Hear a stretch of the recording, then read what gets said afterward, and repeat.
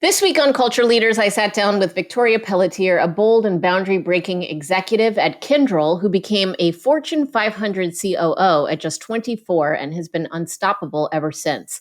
Victoria leads transformation, change, and culture at scale. In our conversation, she shares how she balances clarity and conviction in complex matrixed organizations like hers, and also how she helps her clients embrace AI without abandoning their people and why emotional intelligence is essential for influencing in today's workplace. We talk about the shelf life of skills, the rising fear around automation, and how leaders can build buy-in when the future feels uncertain. Victoria also opens up about her personal story, and she is just unapologetically direct and deeply thoughtful and is fiercely committed to building a more inclusive workplace. Please welcome to the podcast, Victoria Pelletier. Victoria, welcome. Thank you for being here. My first question, what is your why? That one's relatively easy, and it's because it's significantly evolved and changed. My definition of success and my why changed very much in my sort of mid-30s, if you will. And so my why, what I want to be known for, is about leaving workplace, community, and world a better place when I leave it than when I came in. And that means things around the type of leader I am, the human I am, that I raised two good humans, that I'm focused on doing the right thing and empowering and creating kind of that unstoppable future for those I engage with. Okay, well, so it's basically leave it better than you found it. Is that your why? Yes. Okay. So tell me how that gets you to be where you are now. You're at Kyndryl. You're in charge of all of the most important departments, as far as I can tell. Project/program management, change management, transformation. I mean, you're doing so much. I was just talking to you before we started. Your work-life balance right now has got to be wildly unbalanced because you're in hyper growth mode. You're hiring rapidly. You're doing the hardest thing there is to do in today's day and age, which is change, managing change. You're doing it internally and externally. So how do you keep up with that why when you're in so many things at once right now? I have an incredibly high drive. I am very good at saying no to the things that don't bring me personal or professional joy or value. But I get extremely motivated and I am driven to achieve and to help others achieve. So in this case, that there's a multitude of like stakeholders who look to me for support, internally around how can we grow our business for my team members directly? How can I support their career growth from a client standpoint? How can I help support them with transformation and achieving the outcomes? So all of those individuals that I work with, those different stakeholders, drive me, motivate me to support them on their journeys. And so as such, I don't like to think about work-life balance. It's just about sort of integrating all of those pieces in. And that's what just allows me to do it all right now.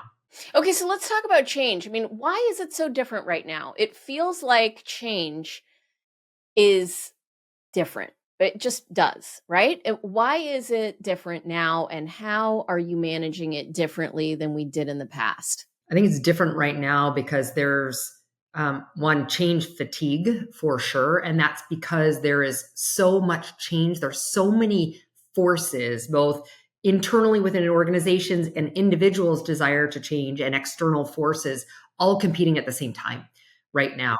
And many of these aspects of change in these forces are ones that are very much outside of people's control. And so you have all of these competing things around individuals. And there's a significant amount of unknown with this, particularly in one that's at the forefront. And again, working for Kyndryl, a technology organization, think about AI. That's changing all of our lives, but it's changing how we work, the way we interact with others. And so that's one that is very much an unknown. So I think those are some of the biggest aspects to why change is at the forefront in terms of how we achieve successful outcomes. Yeah, it's interesting. You're basically talking about individual personal transformation happening in competition with and also in concert with organizational change happening. I think COVID sparked a little bit of a midlife crisis for all of us, what was really important. And then organizations and AI, that evolution, you could argue that we've seen technological evolution in the past, right? I was part of the cloud transformation 15 years ago with Oracle. Before that, the internet revolution. Before that, I mean, there's always been technological advancement. AI is quantum speed faster and different than those other ones, right? I mean, it doesn't hit the same as the other technological transformations, probably because the consumer, the worker, is being directly affected as much as the organization is. And so we're trying to kind of balance these things. So, are you doing a lot of AI transformation work right now? Oh, absolutely. So as an organization, both internally, the expectation is that we are utilizing AI to change the way we are working, whether that's Mm. Microsoft Copilot, right? And allowing us to transcribe and get summaries of calls we missed or our email inboxes, number one, but then two, for our clients who are down this journey. And now there's AI and there's generative AI and there's agentic AI, and trying to even just explain to clients what the difference in those are and figuring out what's the right use case. Like when and where should you use it? And that because they're competing among, there's lots of capital projects. And so that plus change with AI, which is a combination of capital, but operating. So all of those pieces and trying to figure out I use the word outcome a lot, but what is the outcome? What's the value that's going to be realized? And so this is at the forefront of almost every client conversation we have, not just because they're looking to modernize and transform, but this is a consumer expectation, the employee expectation, the shareholder expectation.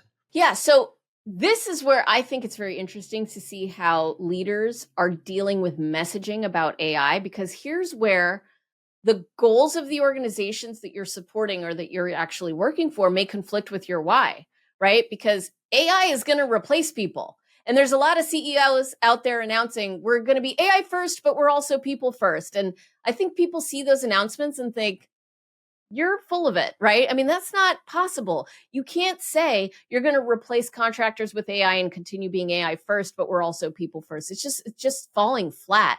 So how do you marry that tension or deal with that tension in your work? It's interesting, Jessica.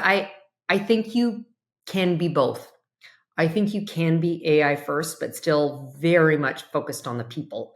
But this means that the way we work, how we communicate, and how do we keep our employees relevant for future in terms of their talent development, those are the pieces that change in all of this. Mm-hmm. So first and foremost, you can be people first by saying, yes, we are adopting AI. In some cases, we know what that's going to look like, what processes change, the reduction in force that might occur.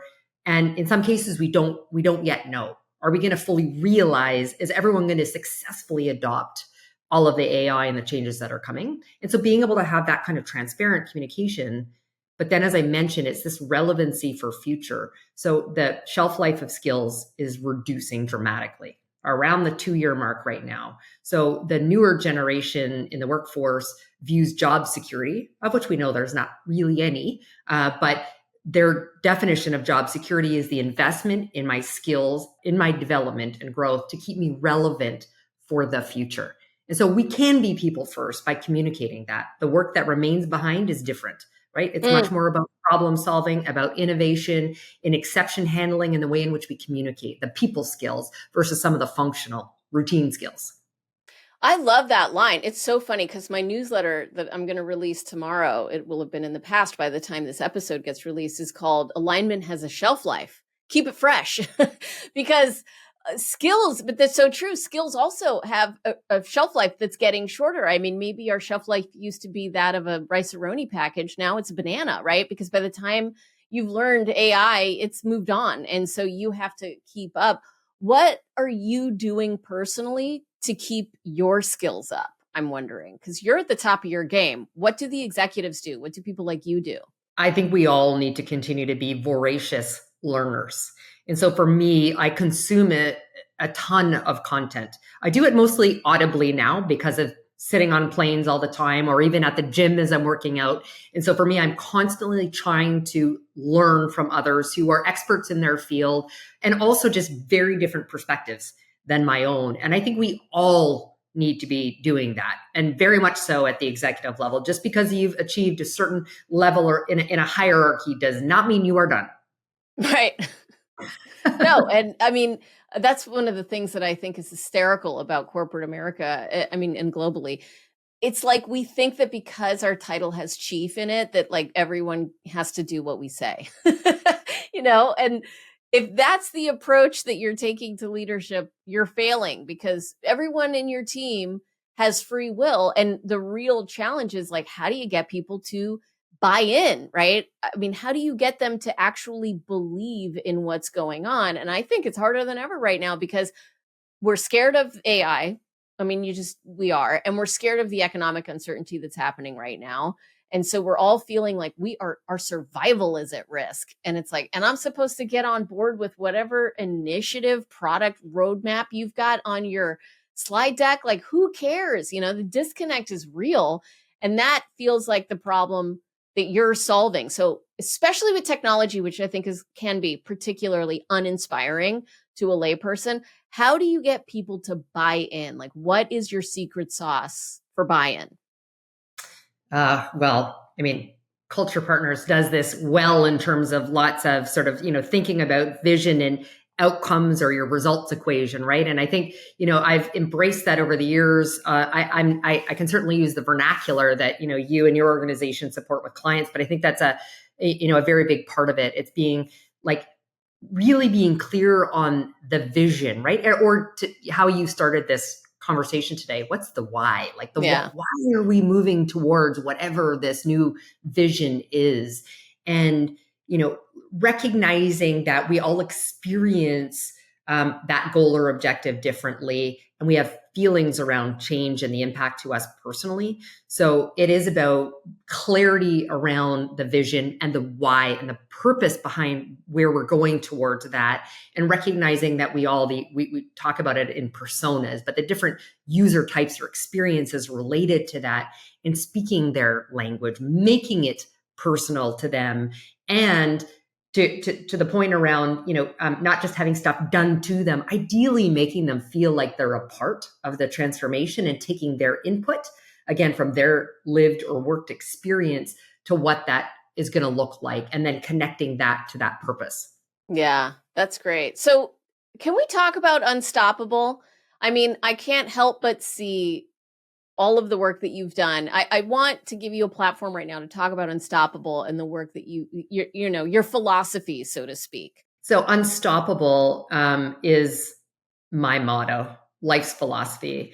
I refuse to let circumstances or challenges get in my way of achieving a goal or objective that I've set for myself. And it is very much a mindset.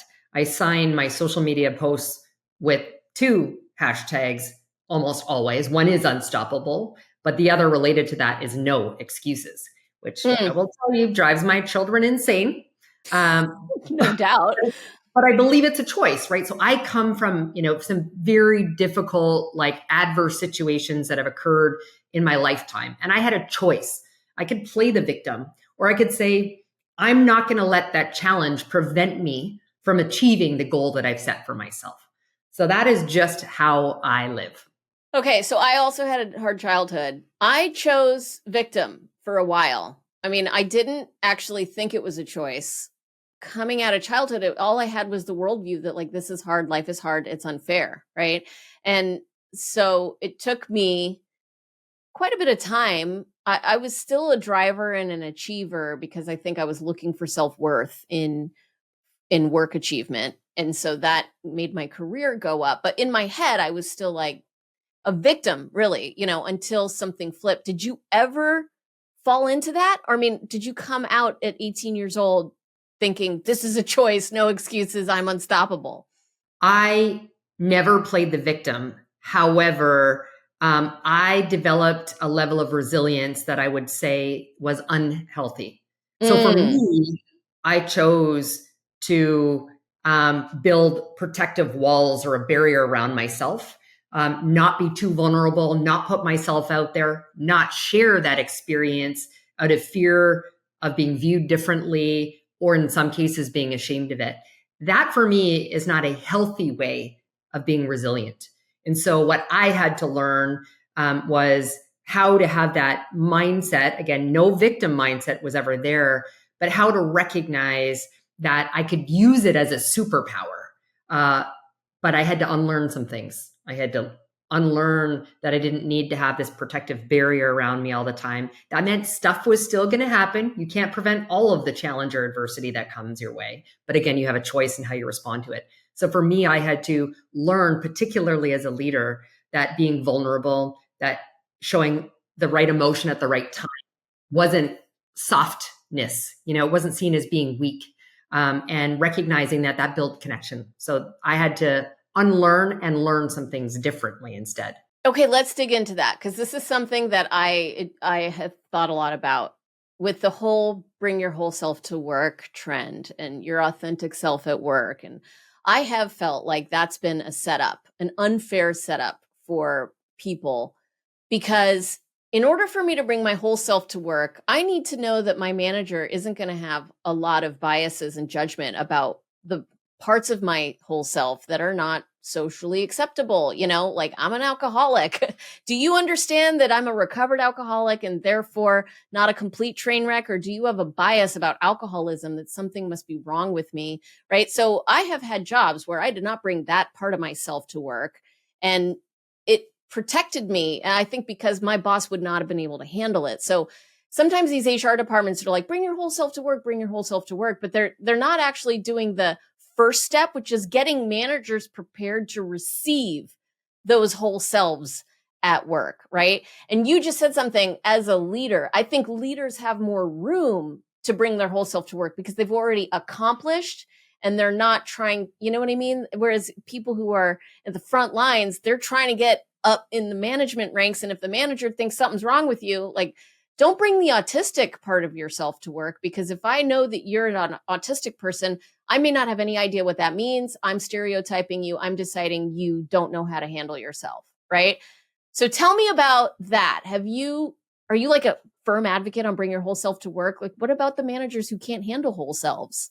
I am, yes. However, I think to, cultivate that effectively within the workplace, there is education that needs to happen. So whether Right. it's, on, bias training. And so there's just a level of awareness and education that needs to happen. But even then, there's still going to be some guffaws and some gaps in those who don't know how to handle it.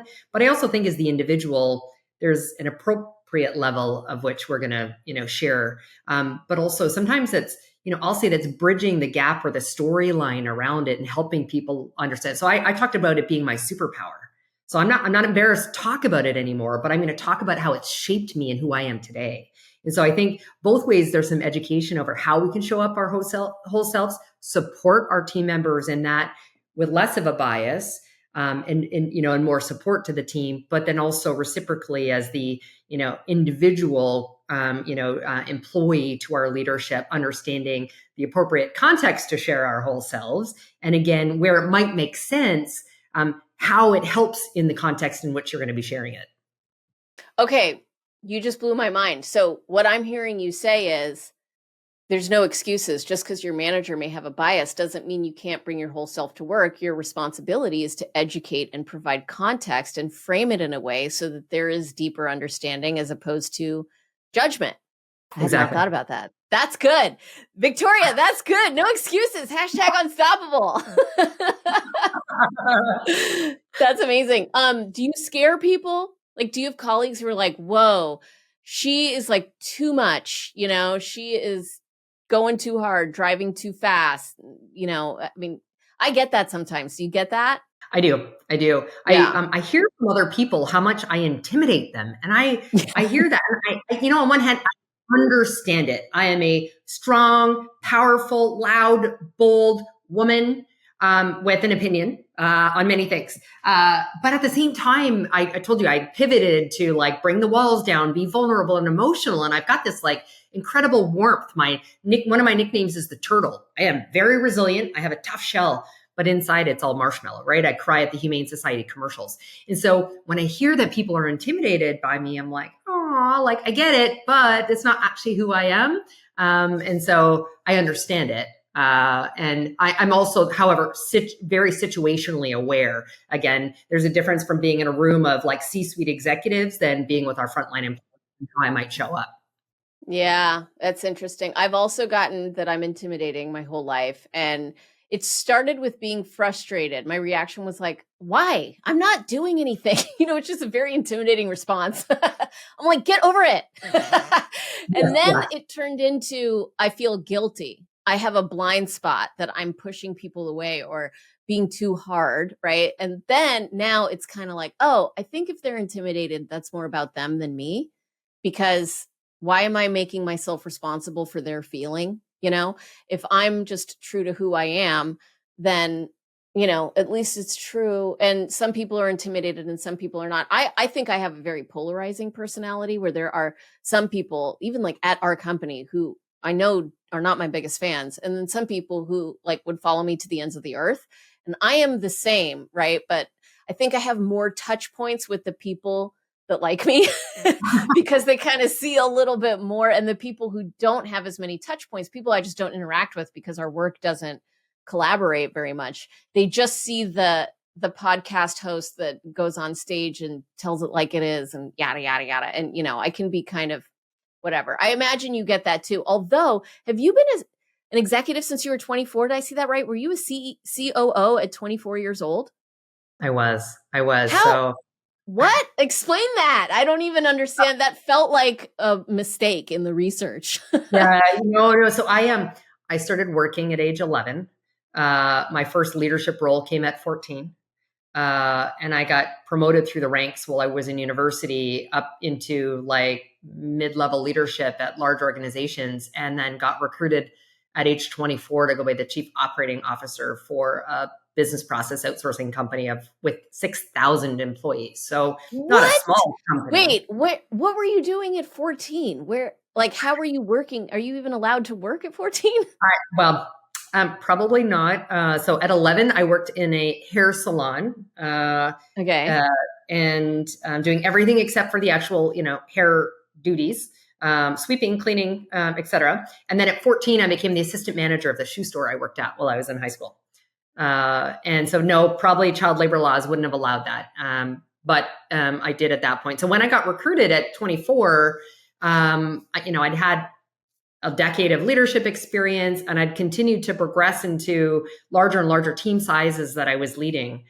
And so I will often tell people, like, I am not a fan of fake it till you make it, with one exception: confidence. Oh my God, Victoria, I just had this conversation this morning. Preach. This is cool. You're like my person. You're my parallel person. We're like mirrors. Go, keep going. This is totally what I believe. Go. Well, so confidence is interpreted by many as competence. Right. And so I showed up at 24 years old, and I don't think the phrase imposter syndrome existed 25 years ago when I stepped into that executive role. But I recognized I needed to show up with confidence. So even though I wasn't, at this point, so I had been leading large scale contact centers in financial services environments. The BPO company I went to work was primarily contact center with large banking clients. So there was lots of ticks in the boxes. But in that role, as COO and general manager, I had everything except finance reporting to me. Technology, HR, sales and marketing in a B2B environment was not a part of my resume at that point in experience. So I needed to, going back to bridging and telling stories, I needed to be confident in saying my experience doing these things will translate in all these other areas where I didn't yet have hard experience yet. But I also showed up confident, which won everyone over. And so my ability to lean on the experience I had, tell stories in a confident manner is the reason why I think that CEO hired me. Yeah, totally. Fake it till you make it. with confidence. That's why, because people always ask me, how do I get over my fear of public speaking? And I'm like, I don't know, because I never had the fear. So I just like it. And so to coach people on that is not my strong suit.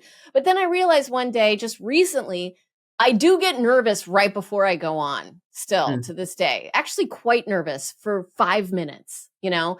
And what I do is I go on the stage and I just pretend like I'm not nervous. That's the confidence, faking it till you make it. Like, just pretend like you're not nervous and it'll be fine. And when something happens in the middle of your keynote where the lights go out or the video doesn't play or the mic is, just act confident and everyone will be calmer. So you're also a keynote speaker. You have a great TEDx talk. Tell me about how this translates to your keynote career and how the keynoting career and your consulting work kind of work together. So I have been speaking for probably 20 or 25 years now, and it started exclusively from a work perspective, right? We sponsor conferences and they're looking for a panelist or a keynote speaker. So it began in that realm. And then it continued to, in large part, as I started to bring down those walls, share personal elements of my story and my why. I was asked to speak in different arenas and Mm-hmm. on things that bridged the personal and the professional together. And I also started charging for it. And so then I began to do it professionally, for which I got paid, not just through my corporate job speaking, but paid independently probably about 10 or 12 years ago. And like you, I love doing it. There's so much energy that I receive by standing on stages. Once COVID hit and we all had to do it remotely, not the same. It's easy. I can be in more places, reach a larger audience, but the feeling the energy in a room that you get and looking in the whites of people's eyeballs, if you can see them, depending on, on the stage setup, is incredible.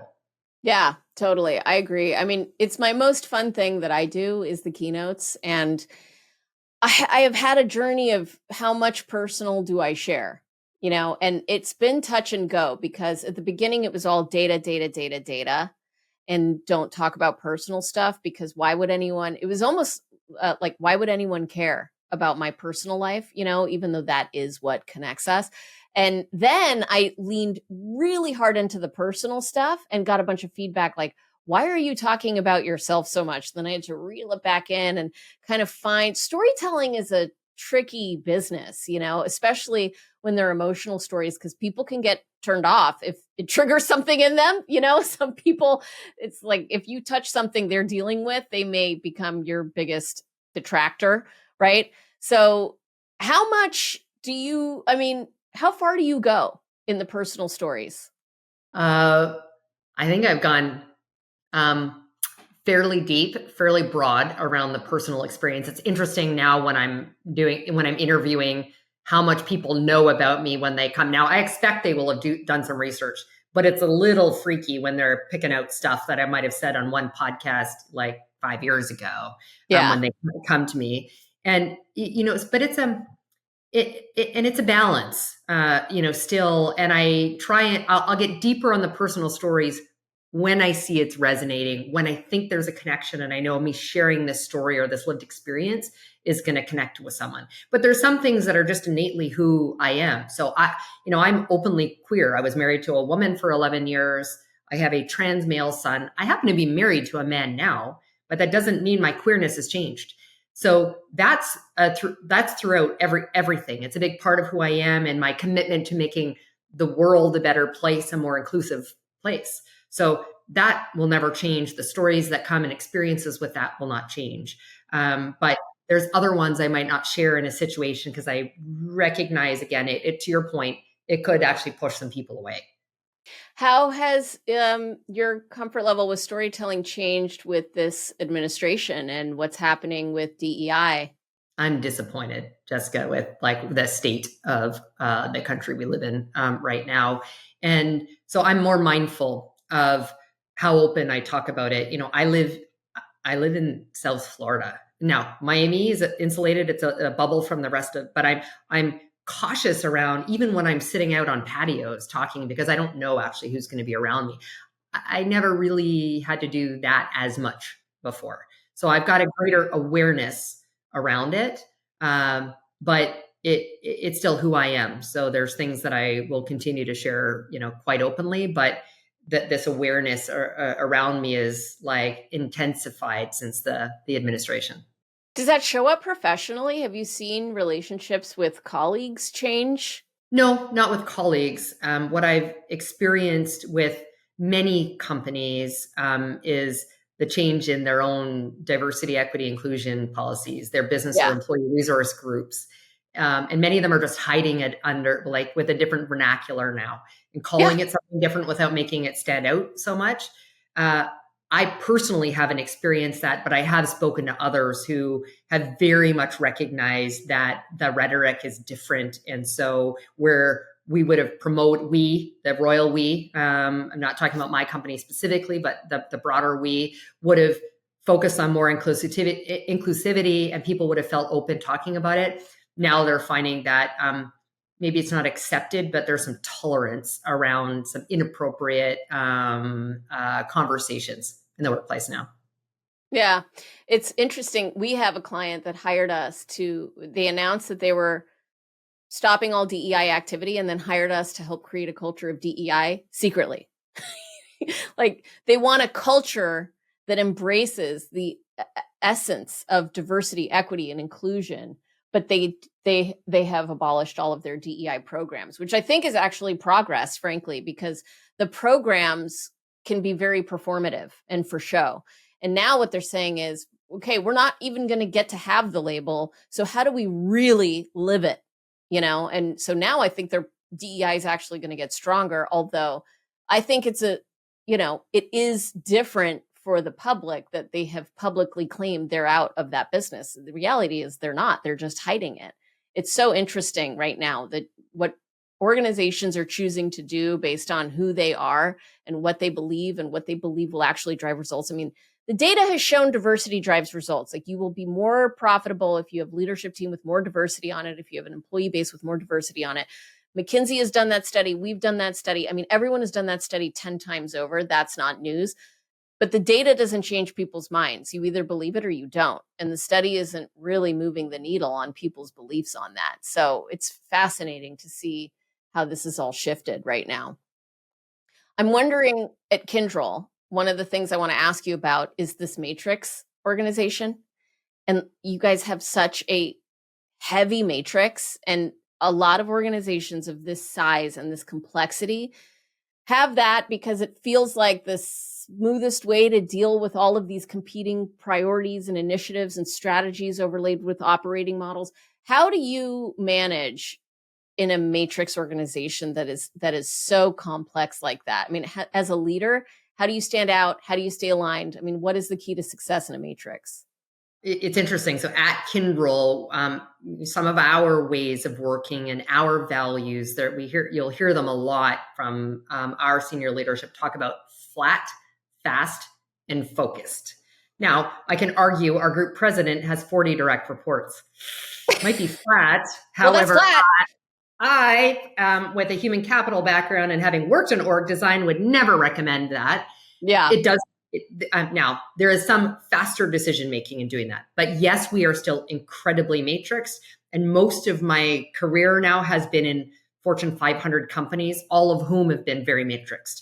And I think there's still a way to design the right sort of operating model when you combine it with the right kind of ways of working to improve decision making, and collaboration, et cetera. So for me, working in the matrixed organization is understand the matrixed organization and why it exists, but also it's not just the matrix itself, and understanding how there's verticals and horizontals, where they intersect and why.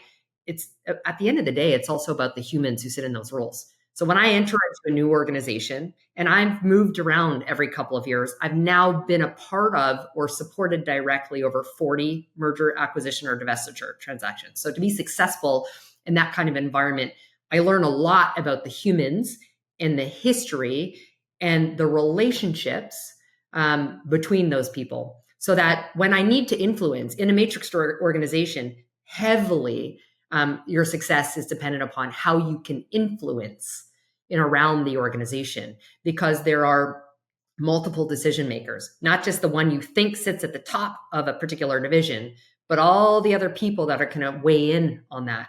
And so that's how I'm successful. And I will communicate with my teams to understand how we fit in and and the people are moving all the time. So forget org charts, just know the people, understand the experience, and build authentic, real relationships with the people who can help you move things forward in said matrix.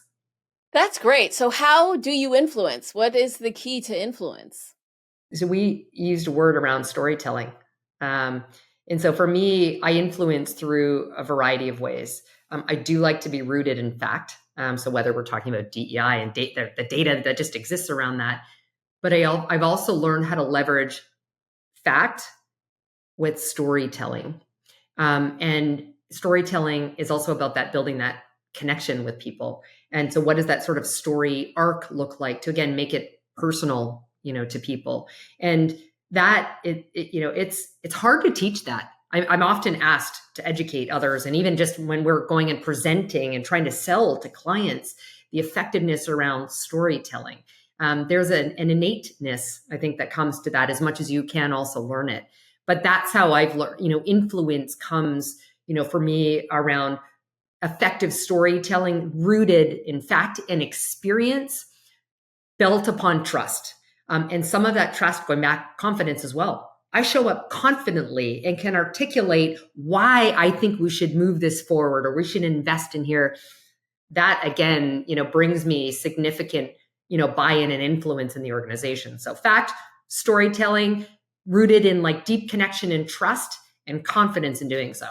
Oh, mic drop. That's the moment. That's the clip right there for the podcast that we've got to share, because that's so great. I mean, it's almost like I'm thinking, oh yeah, when I've been successful, I did that too. Yeah. You've just given a roadmap for when I have seen success in influencing people. It's just you act confident, you build trust, you have the data, and you tell the story, and that is hard to teach. It seems kind of intuitive, but it's hard to put that. I think there is a special synthesis power that some people have where you can translate data to a story and tell it with confidence that for some people may be more intuitive than others, right? Seems like it comes intuitively to you, which is probably why you had such wild success at such a young age and it's grown ever since then. Okay, I have loved this conversation. I have loved you since we met in New York a few months ago. It's been so great to have you on the podcast. I'm so glad that you were able to share your story and your insights with the listeners. I have one last question, which is my favorite question, which is, what is something that you don't get asked about very often in these types of interviews that you wish you were asked more often? That one is really a hard one for me. I'm probably not asked enough the way you started. My why? I don't think I'm asked enough, or there's assumptions made about that as they then sort of dive into a conversation. So I wish more were asking, connected to the start with why, right? We can go back to Simon Sinek's, famous talk, but I want us more talking about that. Yeah. Well, I agree. And that's why I start it with every podcast. And the answers never cease to amaze me.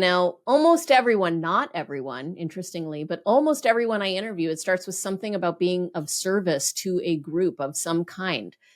People want to do good. That's the why. Now, how they show up is, different for everyone. The people whose whys are not about service, their interviews feel different. It's funny how you could just kind of tell, like, oh yeah, well, I don't get that vibe from you at all that you want to help anything. Sounds like you're just in it for yourself. So anyway, thank you, Victoria. You're a total inspiration. I'm so grateful that you came on the show. Thanks for having me.